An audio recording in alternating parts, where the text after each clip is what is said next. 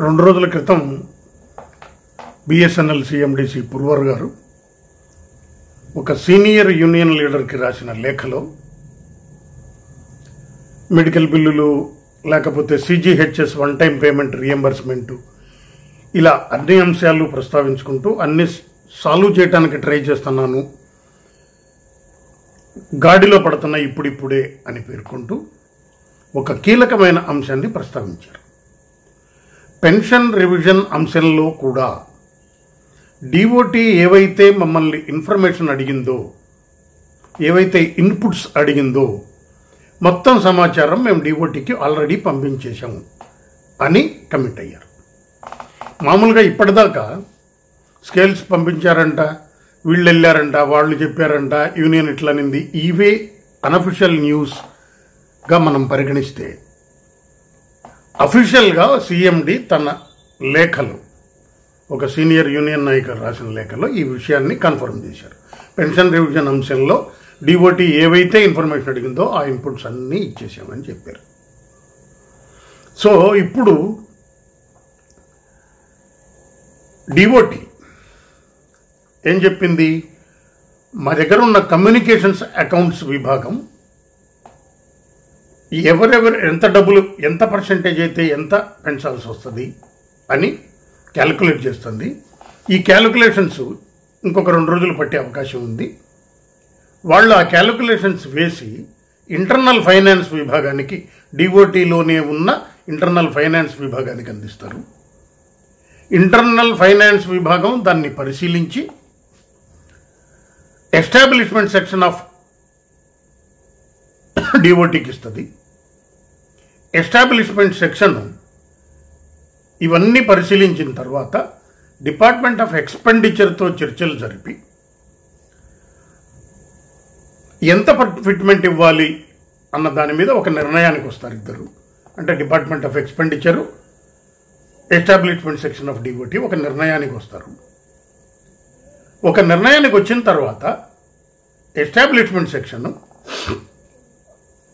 Department of ఎక్స్పెండిచర్తో జరిగిన చర్చల సారాంశాన్ని department of pension and pension welfare వాళ్ళకి వివరిస్తూ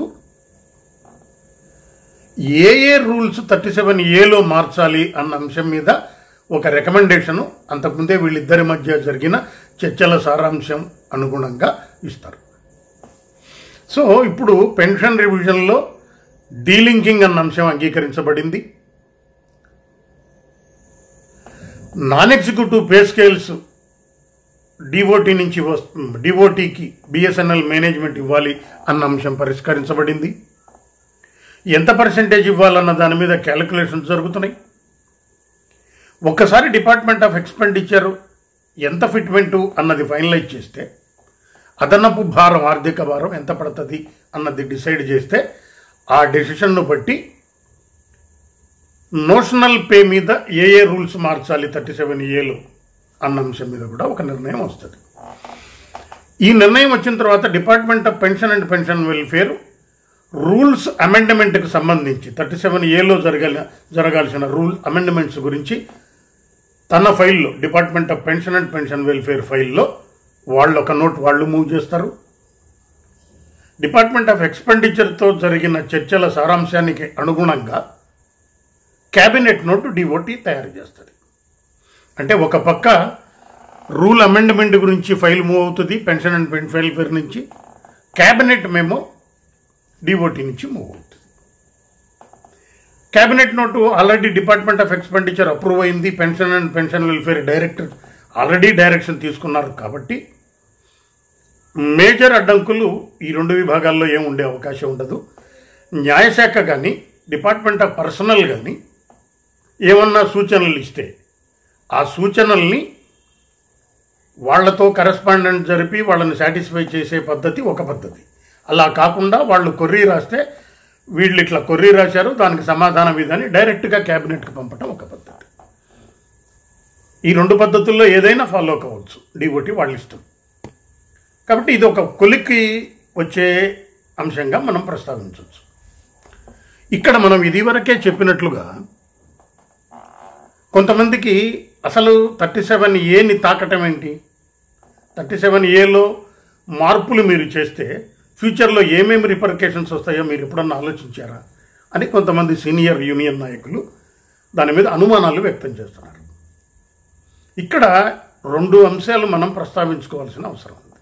ఏంటంటే 3,57,000 మంది పెన్షనర్లు ఉన్నారు, ఐడిఏ మీద పెన్షన్ తీసుకుంటున్న వాళ్ళు. ఇప్పుడు బిఎస్ఎన్ఎల్లో దాదాపు 25,000 మంది డిఓటీ అబ్జార్బ్డ్ పెన్షన్ వచ్చే ఉద్యోగస్తులు ఇప్పుడు ఇంకా పనిచేస్తున్నారు. వీళ్లలో సంవత్సరానికి 2,000 మంది దాదాపు రిటైర్ అయిపోతూ వస్తారు అని అన్నారు. వాళ్లలో 90% అందరూ డిఓటీ అబ్జార్బ్డ్ అఫీషియల్స్. అంటే 2027 వచ్చే నాటికి ఇప్పటి నుంచి తీసుకుంటే 2023, 24, 25, 26, 27 5 ఏళ్ళు తీసుకుంటే పెన్షనర్ల సంఖ్య, ఇంకా పెన్షన్ ఐడిఏ మీద పెన్షన్ రావాల్సిన ఉద్యోగస్తుల సంఖ్య 2020 నాటికి 15,000 నుంచి 20,000కి పడిపోద్ది. పెన్షనర్ల సంఖ్య ఎంత పెరుగుతుంది? 3,57,000 నుంచి 3,67,000 పెరుగుతుంది. మ్యాక్సిమం అయితే 3,80,000 దాదాపు చేరుకుంటుంది. ఈ అబ్జార్బ్డ్ పెన్షనర్లు రిటైర్ అయిన తర్వాత వీళ్లకు మాత్రమే ఐడిఏ పెన్షన్ రూల్స్ వర్తిస్తాయి. ఒక 20 ఏళ్ళు పోయిన తర్వాత భారతదేశంలో ఐడిఏ పెన్షన్ అన్న రూలే ఉండదు. ఆ పెన్షన్ తీసుకుంటున్న పెన్షనరే ఉండడు. దాదాపుగా వేళ్ల మీద లెక్క కట్టేవాళ్ళు ఉంటారు. అంటే ఈ రూలు అమలు ఇంకొక 20 నుంచి 25 ఏళ్ల కంటే ఉండే అవకాశం లేదు. ఆ తర్వాత ఐడిఏ పెన్షన్ అనేది తీసుకుంటున్నారంట అని చరిత్ర గతిలో మిగిలిపోతుంది. ఇప్పుడు డీలింకింగ్ అనే అంశాన్ని ఎవరో ఒకతను పెట్టాడు. పెన్షన్ రివిజన్ లేకుండా ఎట్లా వస్తుంది సార్? వేతన సవరణ లేకుండా పెన్షన్ రివిజన్ ఎట్లా వస్తుంది అని అడిగారు. ఇప్పుడు మార్చుకోకపోతే 22 ఏళ్లలో 14 ఏళ్ళు పెన్షనర్లు తమ పెన్షన్ అరియర్స్ను కోల్పోయారు, తన పెన్షన్ పెంపుదలని కోల్పోయారు. 2027లోనో 2037లోనో 2047 నాటికి ఎవరన్నా ఉంటారో లేదో, వేళ్ల మీద లెక్కబెట్టే గలగవాళ్ళు ఎవరన్నా ఉంటారేమో. కానీ 2027-37 నాటికి కూడా ఈ అంశం ఇలాగే పెండింగ్లో ఉంటే మళ్ళీ 5 ఏళ్ళు 6 ఏళ్ళు పోరాడే శక్తి ఎవడికి ఉంటుంది? ఎంత ముసడు అసలు జర్నీ చేసే స్థితిలో కూడా ఉండరు పెన్షనర్లు. కాబట్టి వన్స్ ఫర్ ఆల్ ఈ అంశాన్ని సెటిల్ చేసుకోగలగాలి అన్న పట్టుదలతో ఇప్పటికి ఇంకా అడ్డాలు వస్తాయా రావా, ఇంకా ఏమేమి అడ్డంకులు వస్తాయి అని అంటే ఖచ్చితంగా కొన్ని శక్తులు ఈ అంశానికి అడ్డం పడటానికే ట్రై చేస్తున్నాయి. ఎందుకు అడ్డం పడటానికి ట్రై చేస్తున్నాయి అని అంటే 37A అమెండ్ చేయటం వీళ్ళకి ఇష్టం లేదు. 2 వేతన సవరణ పెన్షన్ సవరణ కలిసే జరగాలి అని కోరుకుంటున్నారు కొంతమంది. ఎందుకు అని అంటే ప్రస్తుతం ఉన్న ఉద్యోగస్తుల మీద యూనియన్ల పట్టు కోల్పోతామేమో అన్న భయం ఉంది. ఒకసారి డీలింకింగ్ అయిపోతే పెన్షన్ అసోసియేషన్లకి వర్కింగ్ యూనియన్లకి ఉన్న సంబంధాలు కూడా తగ్గుతాయి. ఎప్పుడైతే ఆ సంబంధాలు తగ్గుతాయో బలం, ప్రభుత్వంతో పోరాడే బలం తగ్గిపోతుంది. ఇప్పటికే తగ్గిపోయింది. పెన్షన్ అసోసియేషన్లు కూడా డీలింకింగ్ అయిపోయి మాకు మీతో ఏం సంబంధం అయ్యా, మా పెన్షన్ ఆటోమేటిక్ వస్తుంది, మీతో ఏం పని ఉంది మాకు అని అన్నారంటే అది ఒక ప్రమాదకరమైన పరిస్థితికి వెళ్తుందేమో అన్న భయం ఉంది.